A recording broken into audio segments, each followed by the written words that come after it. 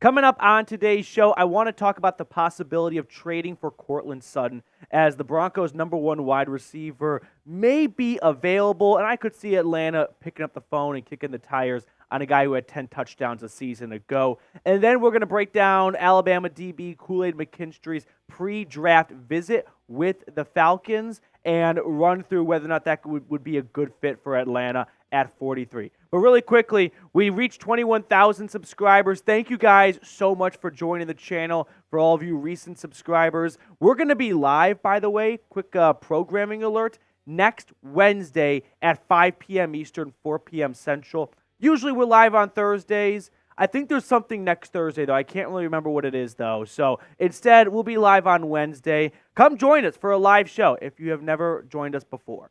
Now, let's talk about Courtland Sutton, though, because he is holding out, and that's got some, asterisks to it. Voluntary workouts. It's not a huge deal at the moment, but it's not because he doesn't want to be there. It's because of a contract issue, according to boots-on-the-ground reporters in the Mile High City. See, Sutton only has 2 years left on his contract with $2 million guaranteed in those 2 years. So he is looking for more guaranteed money for the remainder of his contract. Now, his yearly cash for 2024 is $13.6 million. So if a team traded for Courtland Sutton, it would be in that ballpark, but sometimes the team trading the player away will eat some of the contract to get a better draft pick in return. So nothing's an absolute for what it would cost to get Courtland Sutton when it comes to a contract standpoint. Now, as for what it would cost to get him from a trade capital standpoint, because you likely have to give up draft picks for him, I think we can look at the Jerry Jeudy trade that Denver made a few weeks ago with the Browns, or a few months ago at this point now, I guess. Jeudy went for a 5th and a 6th. Now, Jeudy and Sutton are at different stages of their career, right? Jerry Jeudy is 4-5 years younger than Courtland Sutton. He also had a 5th-year option of fully guaranteed $16.9 million, and the Broncos at the time were about $20-ish million over the salary cap. So they really needed to get some cap relief, which is why the Browns somewhat did them a solid by trading for Jeudy, alleviating them of $17-ish million in cap space. And Denver was lucky to get, a 5th and a 6th. So I don't want you to look at this and think, oh, Courtland Sutton's going to go for the exact same. This is a good baseline, but it's not apples to apples because Sutton is older, pro or con, but cheaper, but maybe better than Jerry Jeudy because he had 10 touchdowns last year, right? You can look at his stats over the last 4 seasons. His best year was in 2019. He went over 1,000 yards. He was a Pro Bowler for Denver. Then he tore his ACL, unfortunately, in 2020. It didn't rebound nicely the following 2 seasons. He had 4 touchdowns combined from 2021 through 2022. And then last year with the Broncos, he really breaks out. Well, breaks not the best word, but he really has a resurgence, let's say, in his career. 10 touchdowns, 772 yards. I would be willing to trade a 5th rounder for Courtland Sutton. If Jerry Jeudy went for a 5th and a 6th, I think you could get Courtland Sutton for somewhere around a 5th. Keep in mind, the Broncos would be, relieved of about $13-ish million in salary cap obligations. So that would be a little bit of a pro for them. Maybe they would be looking for a 4th. Now, it's very early in this holdout stage because it's just voluntary workouts right now. But if you're Denver, you got to think, if this were to snowball and Courtland Sutton is looking for more guaranteed money, and the Broncos, and I don't blame them for this, have no interest in doing that, and they're thinking down the road a little bit towards training camp, and I know, way away from now. But if they fear that Sutton's dug in, and they're going to be dug in, and it's voluntary right now, but pretty soon it won't be, their best time to move him would be before the draft. If you trade Courtland Sutton after the draft, think about it. If you're Denver, you're losing a player, and let's say you get a 5th-round pick from Atlanta. That 5th-round pick is for 2025.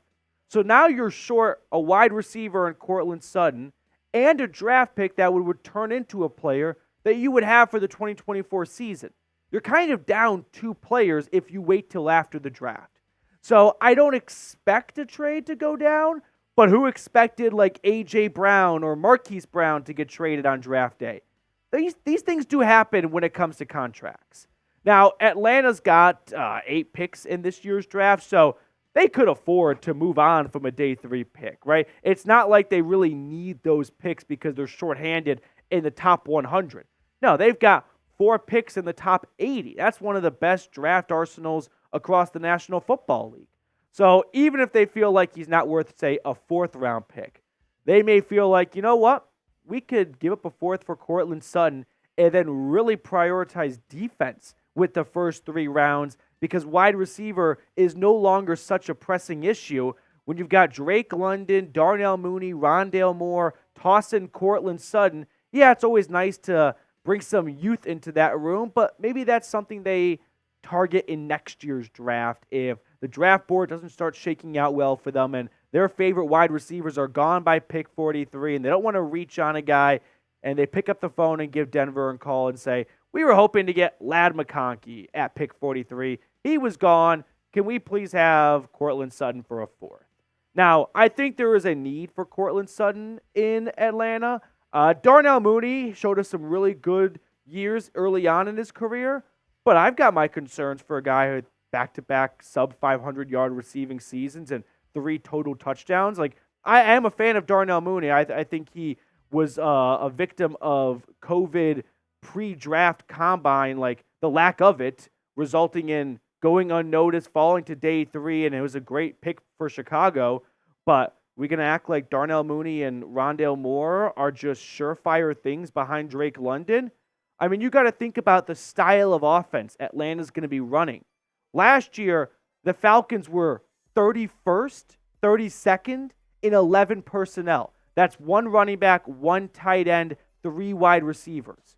Now they bring in Zach Robinson and Kirk Cousins, who are descendants of Sean McVay's coaching tree in a way.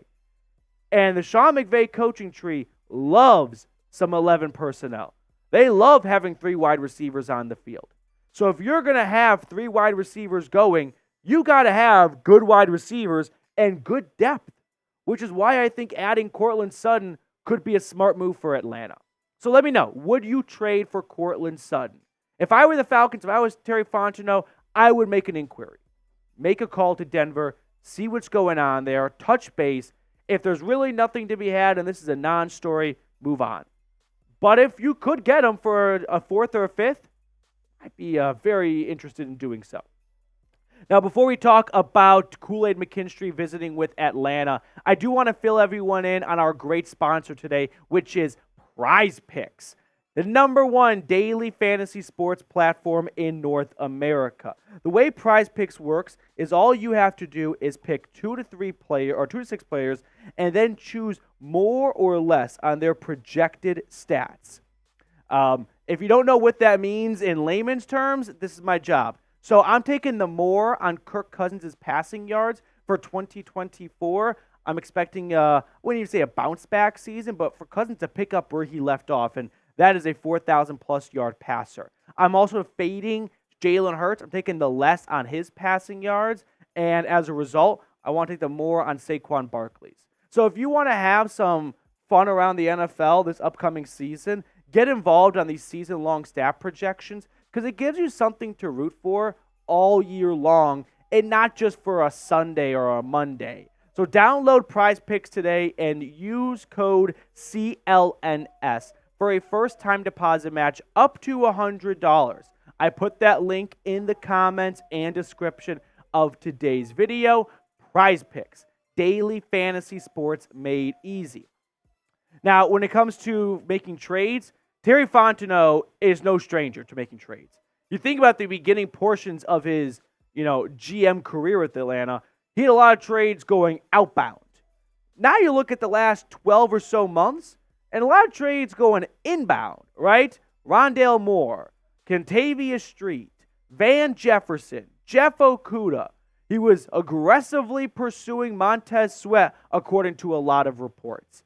So don't put it past Fontenot to at least make a move or make an effort to try and get a trade done because He's not someone that likes to sit on his hands. He's not one of the most aggressive GMs in the National Football League, but he's not afraid to shell out draft capital for players. Now, next up on the show, let's talk about Kool-Aid McKinstry, the Alabama defensive back who had a pre-draft visit with the Falcons, according to the Atlanta Journal-Courier, the AJC. And let's get to know McKinstry for a moment. 5'11", 199 pounds. He ran a 4.47 40-yard dash and was a 3-year starter for the Crimson Tide. So from a speed standpoint, it's not one of the best in the draft. I mean, he's not one of the fastest, long or short, like quickness kind of burst players we have in this year's draft. But he does have a lot of experience. And the tape says he plays faster than what he ran in his underwear in Indianapolis. And you can look at his coverage stats from a season ago. We're talking about a guy who gave up 19 completions for just 205 yards and 1 touchdown. And you go up against some really good quarterbacks in the SEC. Like when he went up against Brian Thomas against LSU, Brian Thomas had 3 grabs for 35 yards up against Kool-Aid McKinstry. So if the idea is to go with McKinstry at pick 43, I don't have a big issue with this.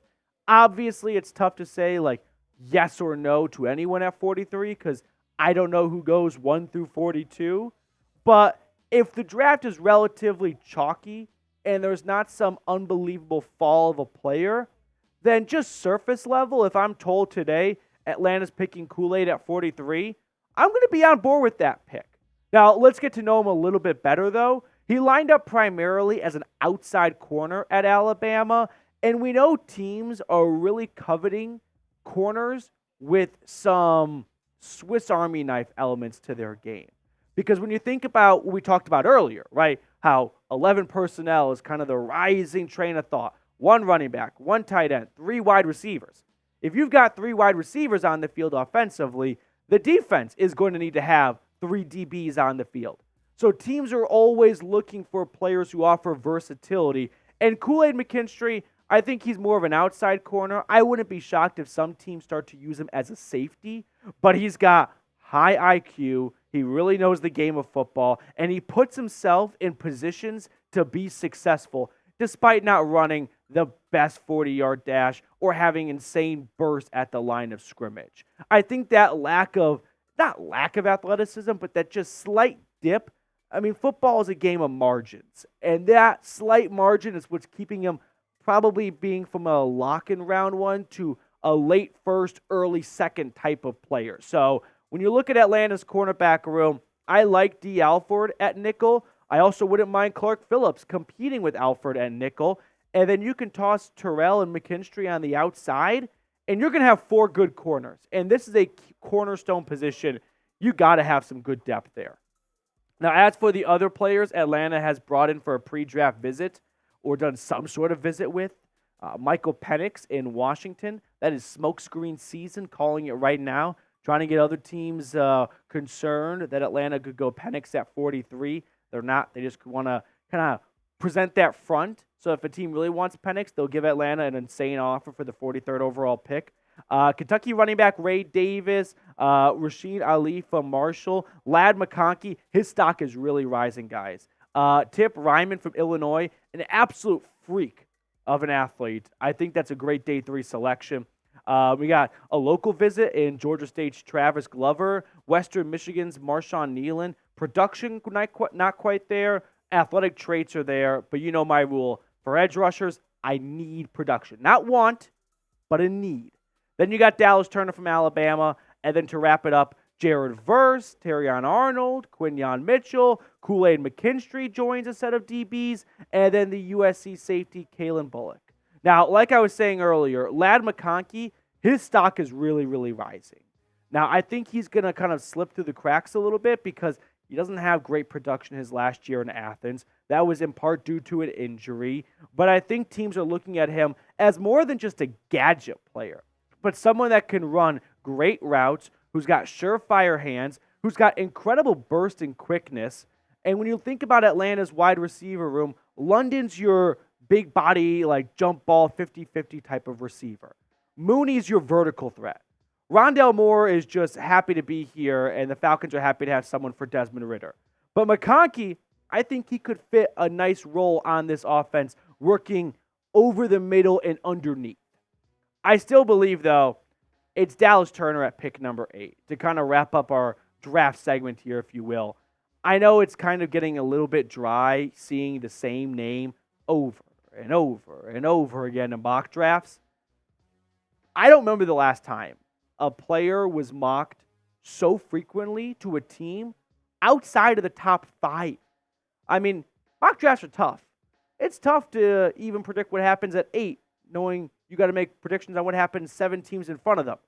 But the worst kept secret in the world is the Atlanta Falcons are taking Dallas Turner at pick number 8. Like, I am more confident about the 8th overall pick than the 2nd overall pick. And the 2nd overall pick is basically the 1st overall pick because we know what Chicago's doing at number 1. So it's Dallas Turner at 8. He's a Falcon. Now, I do want to ask a bit of a deep cut question here. To the end of the video crew, I know you guys are diehards, so this may not be the easiest question for the casuals, but that's not an issue for you if you're still watching. Who do you want to pick at 43? We spent all this time like bickering over the 8th overall pick. What about round number 2? Like, we don't know who's going to be there for sure or not, but in a dream world within reason, who do you want to be the 43rd overall pick in the draft? I would love Drazan Johnny Newton out of Illinois. All right, that will do it for us on today's show. Thank you so much for tuning in. If you haven't subscribed yet, join 21,000 strong here at Falcons Today by Chat Sports.